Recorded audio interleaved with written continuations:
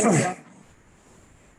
I'd like to welcome everybody to the Town of Pownal Sewer Commission Board meeting, August 26th at 6 p.m. We need to call to the order approval of agenda, FY21 budget adjustment approval, final allocation application approval for North Pownal Road, PV1 upgrade study, public comment, and adjourn. Can I entertain a motion? Make a motion, we approve the agenda. Second. Any discussion? All those in favor? Aye. Aye. Okay. FY21 budget approval. Did everybody see it? Budget adjustments, yes. Yeah, They're just the typical adjustments we do every single year. right. Move to approve the budget adjustments for fiscal year 21. Second. Any discussion? All those in favor say aye. Aye. Aye. Opposed? Ayes have it. Final allocation application approval for North Pownal Road. Yes, and I won't be asking you for that approval this evening. Apparently the listers are waiting on some other permits and information. So I'm going to hold off on that. But if I do need a special meeting for that, I will let you know. Okay. All right, then moving on. I'm gonna grab a pencil, sorry. I got one right here, honey. No, it's all right, I'm gonna see, I don't wanna steal your stuff. All right, PV1 upgrade study, preliminary engineer discussion and approval. Yeah, so I think you're just all aware of the need that we have to revamp this station. I'm sure you've all read the emails. I'm just looking for approval to move forward with the preliminary engineering study. This study will pull in the different options we may have and will give us cost estimates for those options.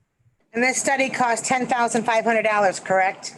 Correct, and that's a very small amount because these are the engineers that did the original projects and they have 80% of the work done.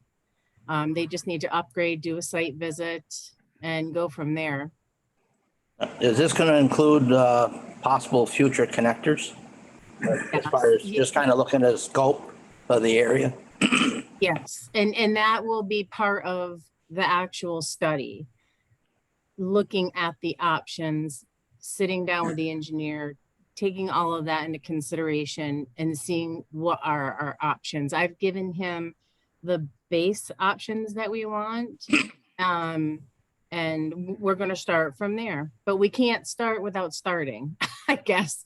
And that would be this study. Correct.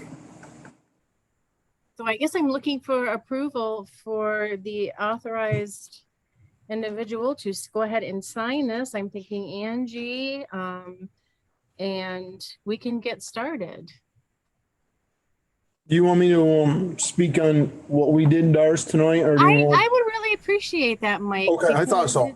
Yeah, it's I didn't know if you wanted to wait until after we saw the study, or I can do it then too.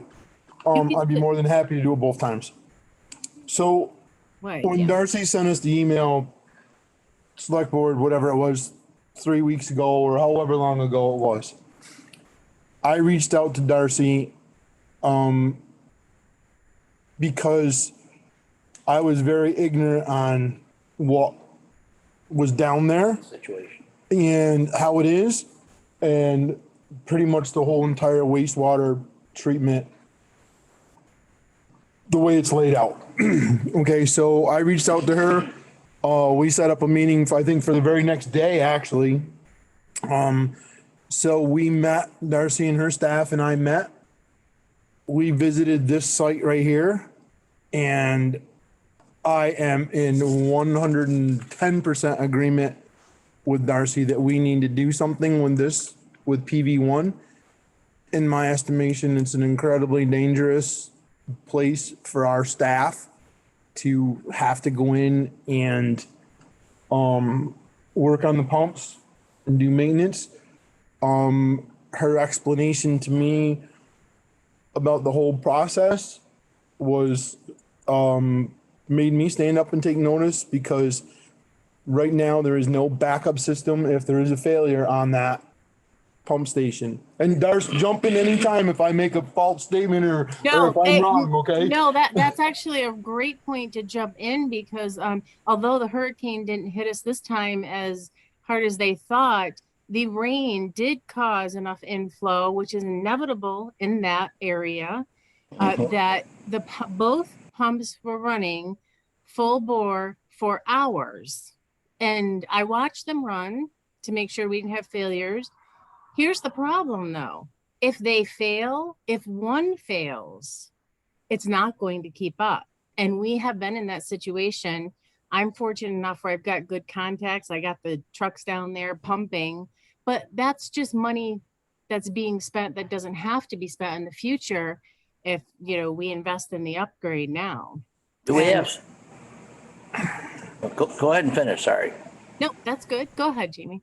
Do we have storm drains that are running into our sewer system? No, we don't have storm drains that run into our sewer system, but we have a lot of manholes. We have a lot of cleanouts. We have points of access that are sometimes out of our control. We try to stay on top of it, which is why I am so diligent about the parks keeping their drainage clean. If I did not do that, we would have violated our permit years ago. We're hanging in there, but now that the financing is available, Yep. just need to jump on this and take advantage of it, because if we don't, what's going to happen is at some point it's going to fail or someone's going to get hurt. And like we were saying, we went down on a nice day, Mike. Right, and no, Mike, it's hot. yeah, Mike was like, wow, this needs help. And then we said, and picture coming down the hill, it's slippery, it hasn't been plowed. There's people parked in front of the gate, or they've got 5-foot snowbank in front of it. The alarms are going off. There's a pump that's plugged. It's 20 degrees outside. The wind is whipping and it's snowing.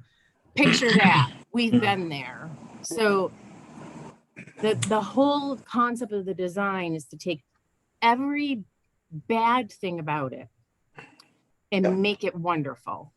And not just for us, for future employees, and to save the town a boatload of money in the future, because if it were to fail, then you're looking at calling the state and then stepping in, and they're going to make you do it anyway and charge you a boatload of fines. So being proactive is in everyone's best interest. I'm sorry, Mike, that was very long-winded jump in there. No, that's fine. That's fine. Because, and like I said, if I misstate something or I'm not being totally accurate, jump in and stop me and correct me, because, I don't know the system. I know way more about it now for sure, after the visit than I did, but I still obviously don't know the ins and outs of every day. But so yes. So I visited PV1. If there is a problem, they are 110, or they're 100% out in the elements working on this thing. Okay, 100%. There's no cover. And there's no way, from what I saw, I don't even think, because of the way this set up, they couldn't even put an easy up over this thing to make it so they could work, because they have to get the truck in there, they have to get the crane in, they have to do whatever, okay? The lift, yep. That's right, they have to get their lift in there and whatever. So they can't even get themselves out of the elements. I mean, even if it's just raining, 70 degrees in rain, they're still out there in that stuff. It's 20 plus feet deep. It's 5 feet square. Is that probably 5 or 6 feet square cement thing that we're lowering a man down into, or person. We're pulling the pump up with the crane amidst. We have electrical cords on the ground, multiple chains, the truck backed up over a hatch. We're stepping on the hatch inches away from the 20-foot drop. Right. One slip and, the only reason we haven't been hurt is because safety is our number one priority. I mean, and it has to be until we get it fixed. Yeah, safety and training, definitely. So when I think that Mike went to PB3 after, which is a model station, right. Which, and you can explain what you saw there, Mike. Yeah, I will. So we visited PB1, and definitely needs to be taken care of. So a little background on that is that I researched this out. So I did some research on this.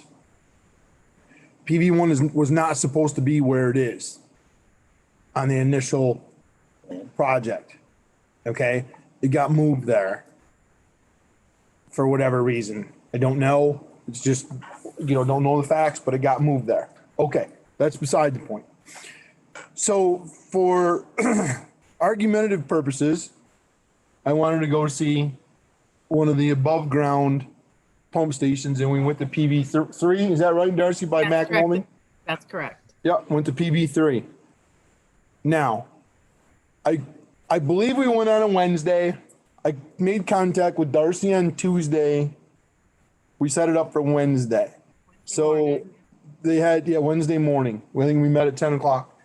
So they had, now our wastewater treatment facility people had no way to get in there and clean up and make this PV3 look the way it did when I went in there.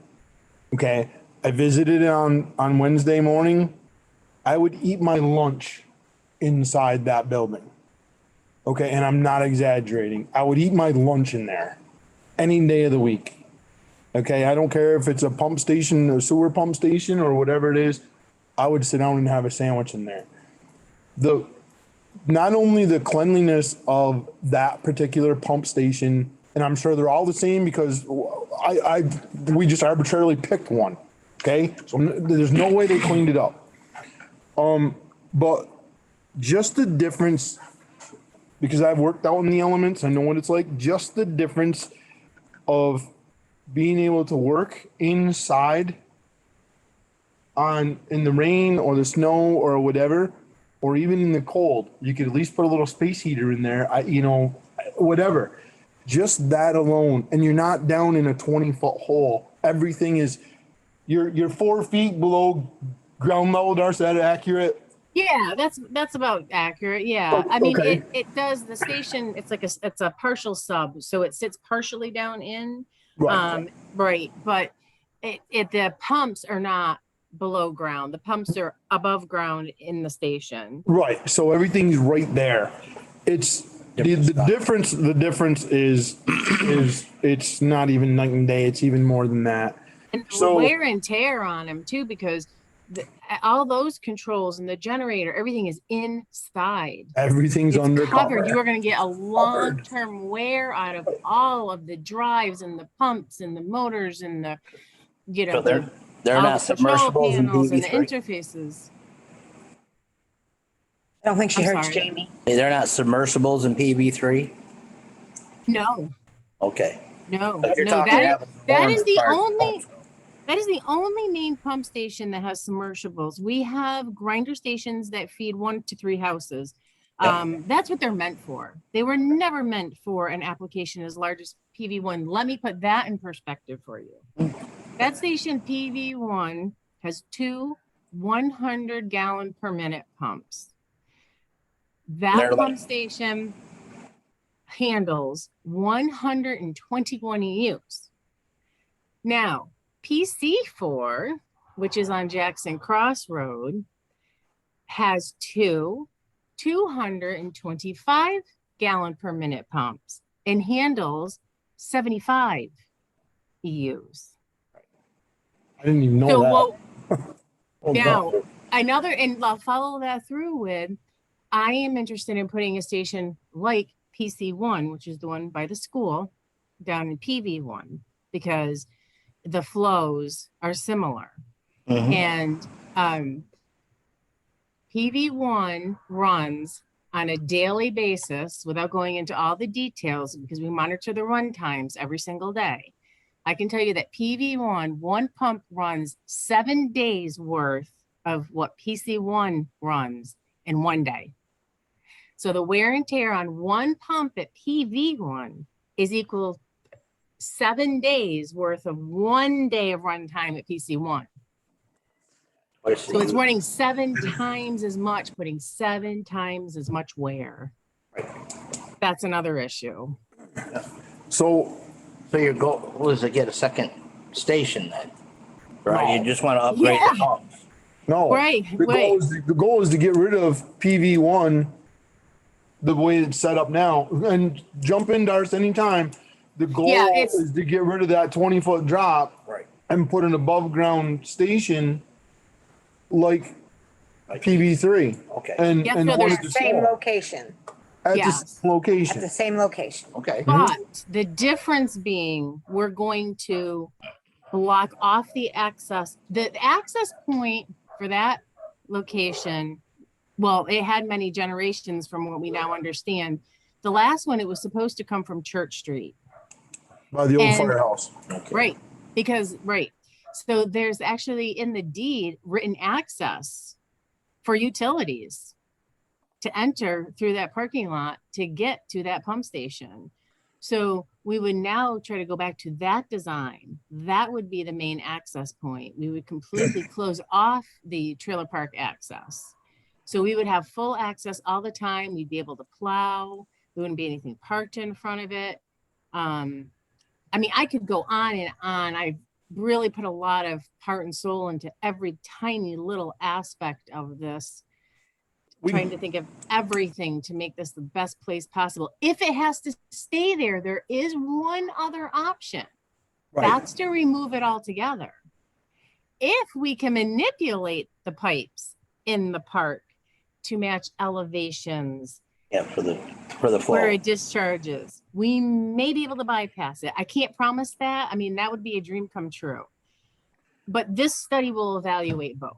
Right. And so, you know, when I was down there visiting with Darcy, we talked about because there is obvious, it's very obvious that there's a tremendous amount of traffic, foot traffic, bicycle traffic, whatever you want to call it, through that area. So one of the things that I brought up and Darcy was in total agreement with me is if we had to leave the pump station there and we put an above ground station in there, then we fence that entire thing in, but we create a walkway for the residents from that area to go from the parks or their residences or whatever over to the river or wherever they're going, because it is a heavily used. We saw several people while we were there for an hour. Exactly. Exactly. You know, I And think our Darcy- intent is not to block off the foot traffic at all. I mean, Right. I think that's where Mike's going. Like, it's Right. not, we don't have a problem with the foot traffic. It's, Right. It's, as it's currently set though, I'll share this. I shared this with Mike, just a very small example. We came down one day and found children tenting on top of the wet well. on top of it. Top of it, there was a tent Probably the only on place it was dry. top of the 20-foot deep wet well. Yep. So this is the kind of thing that is we're putting into consideration. You know, if we do make changes, at least let's give the residents a safe place Right. to be able to walk around and not get hurt. So I mean that's my observations in a nutshell. Just from, you know, being able to and having Darcy and her staff meet with me. And I found it extremely helpful that it wasn't just Darcy and I Right. talking about things. It was her staff as well that could relay a lot of their concerns and a lot of things that they're dealing with on a daily basis down there, Be working on. because they're the ones that are physically there as well as her. So I found that extremely helpful, Darcy. I think I told you that, but I want the board to know it and I want it on record. I value their opinion as much as anyone else's. They're did. gold. They're just gold. I mean, Yeah, I did. I valued what they told me. I listened wholeheartedly to them. And they had some really good points.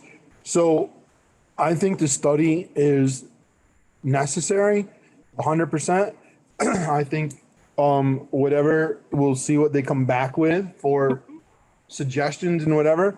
But I think we move forward on that once that part is done as well. I just think we need to do this before something bad happens down there in that area, in that pump station. So I'll move that we spend the money on the preliminary engineering for the PV1 upgrade. And this is coming from the ARP money, correct? Yep. And it's okay to spend that money on this situation? Yes. Okay, then I second that. I don't know, with the wording, do you need to use the word allocate or anything, or do you recommend a particular wording for the motion? Nope, that's fine. Nope. Okay. In the reporting, we'll take care of that, as long as we use the right code, which is the stuff I sent to you. Okay. The question I have is, are the engineers gonna do a study of needs sheet or at least Yes. a letter?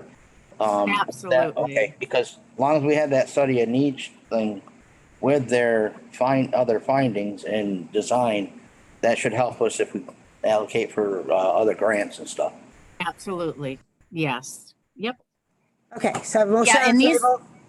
I'm Sorry, Darcy, go ahead. I thought you were done. I'll just say that these engineers have done millions and millions and millions of dollars worth of federal and state funded projects, and they are just all over on top of this stuff.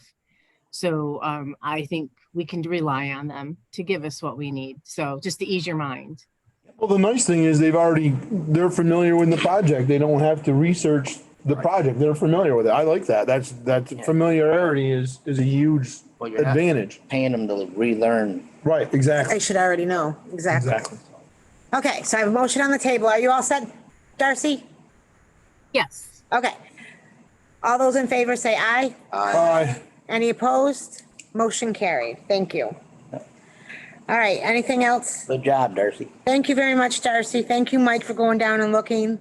Yeah, Yeah, I you just said- do want to acknowledge that Mike just immediately reached out to me. I know he said that, but it's very meaningful for the departments to see the involvement, from the board. And like I said, he was there the next day. I said 10 a.m. the next day, and he was there. And that meant a lot to. Angie, I was early. I got to our meeting point 4 minutes early, Angie, just so you know. Okay. True story. Is that true, Darcy? He was Okay. not late, I'll tell All you that. right. Excellent. Do we have any public comment? If you have any public comment, please raise your hand. Remember to state your full name. Thank you. There's no one else here. Okay, then can I entertain a motion to adjourn? So move. Darcy, does Angie have the paperwork that she needs to sign? I sent it to everyone, including Tim. Hopefully you guys have that email somewhere real quick and I can handy. print it off. Okay, Okay, okay. awesome. And I'll sign it before I leave tonight. We'll get it signed. Tim, and if you can- could send it back to me, please, as soon as it's done, and then I can get it to the engineers tomorrow morning. Will do. Great. Thank you, Darcy. Thanks, Darcy. Have a Thank good night. You as well. Good night. Good night. Move to adjourn. Second. All those in favor? Aye.